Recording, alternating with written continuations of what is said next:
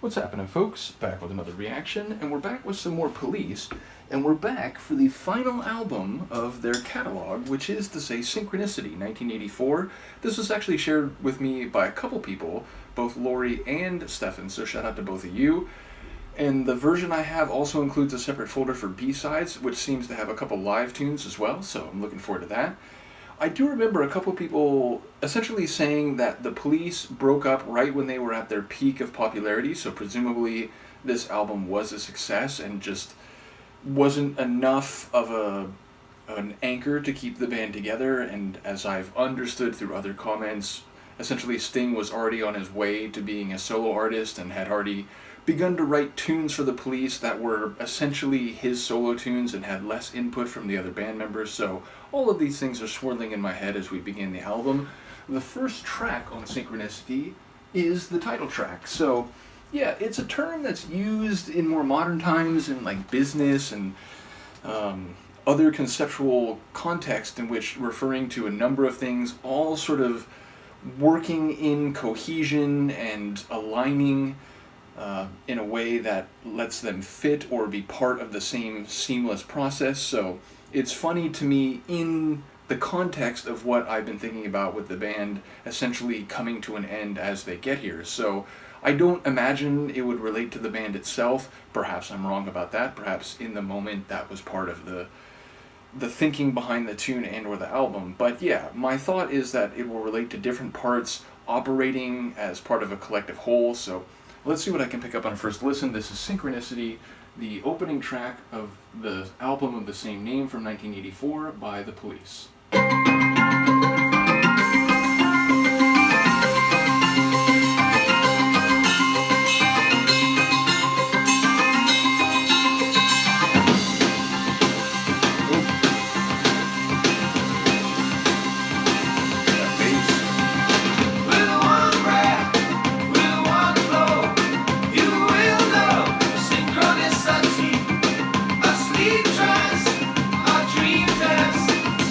Romance.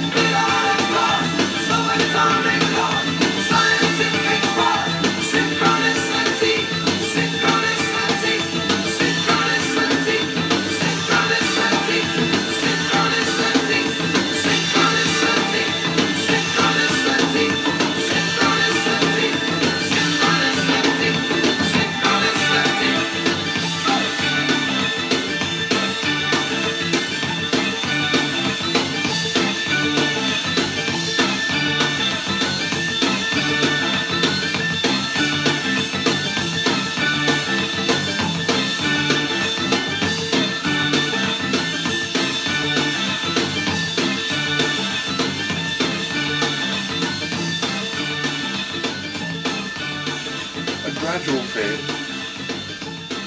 But it feels almost ironic both lyrically and sonically. Talking about synchronicity, but then there were lines about like we can't dream together in the nightmare or something to that effect, which would not be synchronous. And then the missing link, there's a part that's not there connected with the others or is not apparent or visible. And then the sonics were very polyphonic at times, and there was a lot going on, almost cacophonous, not in a bad way, but it didn't feel all part of the same movement, all streamlined in the same process. So yeah, it was, again, it came across as almost an ironic title, so I'm not quite sure, I didn't catch all the lines or enough to really know what it was about, but it did seem to be running in a different direction than I might have expected thinking about the title. And again, people use that word in different ways, and maybe differently now in 2024 than it might have been in '84, which is crazy, 40 years later. But yeah, a very intense, almost like manic tune in the melody, which I think was keyboard. There was a moment where I was wondering if one of the layers was like xylophone, but I think it was keyboard. But it was very fast and rolling, and then the bass was very fast and steady and repetitive, not in a bad way again, just it was a very pulsing type of rapid bass. There were some drum rolls or like hi-hat rolls that were interesting.